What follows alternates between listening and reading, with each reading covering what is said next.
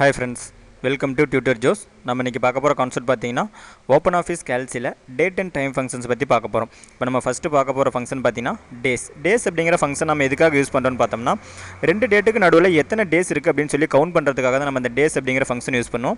இப்போ இந்த டேஸ் அப்படிங்கிற ஃபங்க்ஷன் யூஸ் பண்ணி எப்படி ஒரு ரெண்டு டேட்டுக்கு நடுவில் இருக்கிற டேஸை கவுண்ட் பண்ணுறது அப்படின்னு சொல்லி பார்க்கலாம். இப்போ ஃபஸ்ட் நான் இந்த இடத்துல ரெண்டு டேட் கொடுக்கறதுக்காக டேட் அப்படிங்கிற ஃபங்க்ஷன் யூஸ் பண்ணிக்கிறேன்.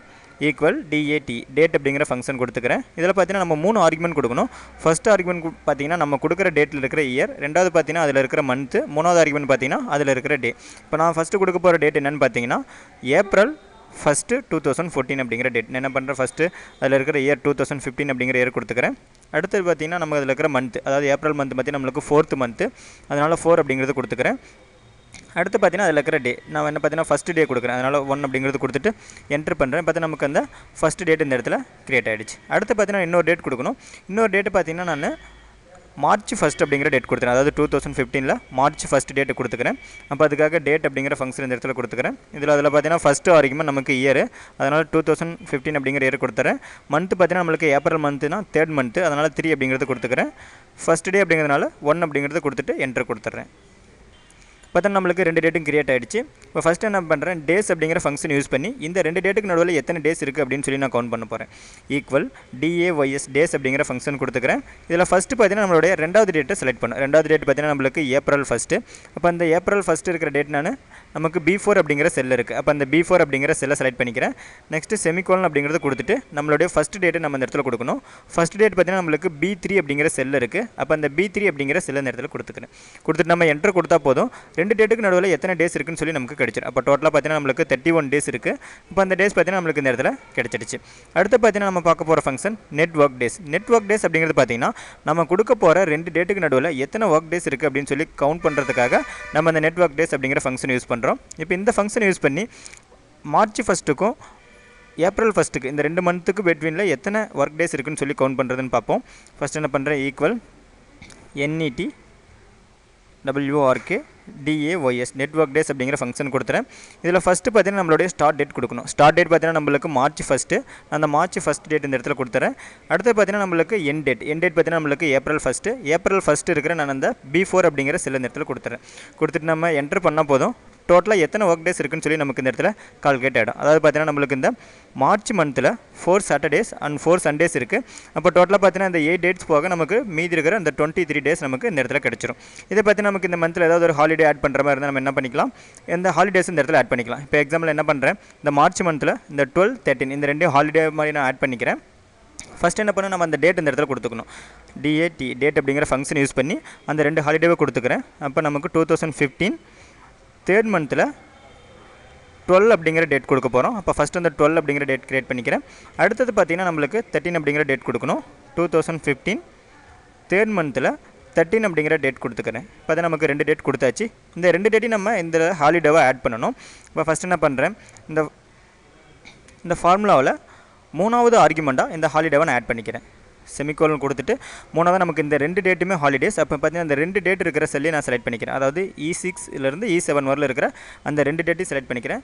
செலக்ட் பண்ணிட்டு நம்ம என்ட்ரு பண்ணால் போதும், நமக்கு அது பார்த்தீங்கன்னா அந்த ஒர்க் டேஸ்லேருந்து நமக்கு மைனஸ் ஆகிடும். அப்போ டோட்டலாக பார்த்தீங்கன்னா நம்மளுக்கு நெட்வொர்க் டேஸ் 21 டேஸ் இருக்குது. இப்போ இந்த மாதிரி பார்த்தீங்கன்னா நம்ம ரெண்டு டேட்டுக்கும் நடுவில் எத்தனை ஒர்க் டேஸ் இருக்குன்னு சொல்லி இந்த நெட்வொர்க் டேஸ் ஃபங்க்ஷன் யூஸ் பண்ணி நம்ம கால்குலேட் பண்ணிக்கலாம். அடுத்தது பார்த்தீங்கன்னா நம்ம வீக் டே அப்படிங்கிற ஃபங்க்ஷன். இந்த வீக் டே அப்படிங்கிற ஃபங்க்ஷன் நம்ம எதுக்காக யூஸ் பண்ணுறோம்னா, நம்ம கொடுக்குற டேட்டு வீக்கில் எத்தனாவது டே அப்படின்னு சொல்லி ஃபைன் பண்ணுறதுக்காக இந்த வீக் டே அப்படிங்கிற ஃபங்க்ஷன் யூஸ் பண்ணுறோம். இப்போ நம்ம பார்த்தீங்கன்னா இந்த April 1 அப்படிங்கிற இந்த டேட்டு நமக்கு இந்த வீக்கில் எத்தனாவது டே அப்படின்னு ஃபைன் பண்ண போகிறேன். இப்போ ஃபஸ்ட்டு பார்த்தீங்கன்னா ஈக்குவல் வீக் டே அப்படிங்கிற ஃபங்க்ஷன் கொடுத்துட்றேன். இதில் பார்த்தீங்கன்னா நான் ஃபஸ்ட்டு நம்மளுடைய இந்த டேட்டை கொடுத்துக்கிறேன். நம்ம டேட் பார்த்தீங்கன்னா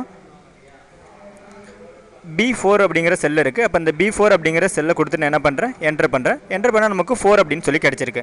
பார்த்தீங்கன்னா நம்மளுக்கு பார்த்தா தெரியும், நான் என்ன பண்ணுறேன், ஏப்ரல் மந்தில் அந்த ஃபஸ்ட் டேட் பார்த்தீங்கன்னா நம்மளுக்கு அந்த வீக்கில் 4th டேவாக இருக்குது. அதனால் பார்த்தீங்கன்னா நம்மளுக்கு அந்த 4 அப்படிங்கிற ஆன்சர் கிடச்சிருக்கு. இதேமாதிரி பார்த்தீங்கன்னா நம்ம எந்த ஒரு டேட்டுமே, அதாவது வீக்கில் எத்தனை டேஸ் அப்படின்னு சொல்லி நம்ம ஃபைன் பண்ணுறதுக்காக இந்த வீக் டே அப்படிங்கிற ஃபங்க்ஷன் நம்ம யூஸ் பண்ணிக்கலாம். அடுத்து பார்த்தீங்கன்னா வீக் நம் அப்படிங்கிறது பார்த்தீங்கன்னா நம்ம கொடுக்க போகிற டேட்டு எத்தனாவதுல வீக்கில் வரும் அப்படின்னு சொல்லி ஃபைன் பண்ணுறதுக்காக நம்ம இந்த வீக் நம் அப்படிங்கிற ஃபங்க்ஷன் யூஸ் பண்ணுவோம். இதில் பார்த்தீங்கன்னா ஃபஸ்ட் நான் என்ன பண்ண போகிறேன், அந்த வீக் நம் அப்படிங்கிற ஃபங்க்ஷன் கொடுத்துக்கிறேன். வீக் NUM அப்படிங்கிற ஃபங்க்ஷன் கொடுத்துறேன். இதில் பார்த்தீங்கன்னா நம்மளுடைய டேட் கொடுக்கணும். வீக் நம் அப்படிங்கிற ஃபங்க்ஷன் கொடுத்துக்கிறேன். இதில் பார்த்தீங்கன்னா என்ன பண்ணுறேன், ஃபஸ்ட்டு அந்த டேட் கொடுத்துக்கிறேன். நம்மளுடைய டேட் பார்த்தீங்கன்னா ஏப்ரல் 1. அதனால் என்ன பண்ணுறேன், இந்த ஏப்ரல் 1 இருக்கிற அந்த செல்லை கொடுத்துக்கிறேன். நமக்கு பார்த்தீங்கன்னா அந்த B4 அப்படிங்கிற செல் இருக்குது. அப்போ B4 அப்படிங்கிற செல்லை கொடுத்துக்கிறேன். அடுத்த ஆர்குமெண்ட் பார்த்தீங்கன்னா மோட் அப்படிங்கிறது என்னென்னு பார்த்தீங்கன்னா, நம்ம கொடுக்க போகிற அந்த டேட் பார்த்தீங்கன்னா கால்குலேட் பண்ணும்போது ஃபஸ்ட் டேட் சண்டேவாக எடுத்துக்கணுமா அல்லது மண்டேவாக எடுத்துக்கணுமா. நம்ம பார்த்தீங்கன்னா சண்டேவாக எடுத்துக்கணும். அதனால் என்ன பண்ணுறேன், 1 அப்படிங்கிறது கொடுத்துறேன். 1 அப்படிங்கிறது கொடுத்துட்டு என்டர் பண்ணால் போதும். நம்ம கொடுக்க போகிற அந்த டேட் எத்தனாவது வீக்கில் இருக்குன்னு சொல்லி நம்மளுக்கு கிடச்சிடும். அதை பார்த்தீங்கன்னா நம்மளுக்கு 13 வீக்ஸில் இருக்குது. அப்போ நமக்கு அந்த 13 அப்படிங்கிற ஆன்சர் கிடச்சிடும். அடுத்து பார்த்தீங்கன்னா வீக்ஸ் அப்படிங்கிற ஃபங்க்ஷன் எதுக்காக யூஸ் பண்ணுறோன்னா, 2 டேட்டுக்கு நடுவில் எத்தனை வீக்ஸ் இருக்குது அப்படின்னு சொல்லி கால்குலேட் பண்ணுறதுக்காக இந்த வீக்ஸ் அப்படிங்கிற ஃபங்க்ஷன் யூஸ் பண்ணுவோம். என்ன பண்ணுறேன், வீக்ஸ் அப்படிங்கிற ஃபங்க்ஷன் யூஸ் பண்ணி இந்த 2 டேட்டுக்கு பிட்வீனில் எத்தனை வீக்ஸ் இருக்குன்னு சொல்லி கவுண்ட் பண்ண போகிறேன். இப்போ ஃபஸ்ட் டேட் இந்த இடத்துல கொடுத்துக்கிறேன். ஸ்டார்ட் டேட் பார்த்தீங்கன்னா நம்மளுக்கு மார்ச் 1. செமிகோலன் கொடுத்துட்டு என்ன பண்ணுறேன், நம்மளுடைய 2வது டேட்டை கொடுத்துக்கிறேன். 2வது டேட் பார்த்தீங்கன்னா நம்மளுக்கு ஏப்ரல் 1. நான் ஏப்ரல் 1 அப்படிங்கிற டேட் கொடுத்துட்டு என்டர் பண்ணுறேன். பார்த்தா நமக்கு இதுலேயும் நமக்கு அந்த 3வது ஆர்குமெண்ட் கொடுக்கணும். அதாவது மோட் அப்படிங்கிற ஆர்குமெண்ட். மோட் பார்த்தீங்கன்னா இந்த இடத்துல நான் 1 அப்படிங்கிறது கொடுத்துறேன்.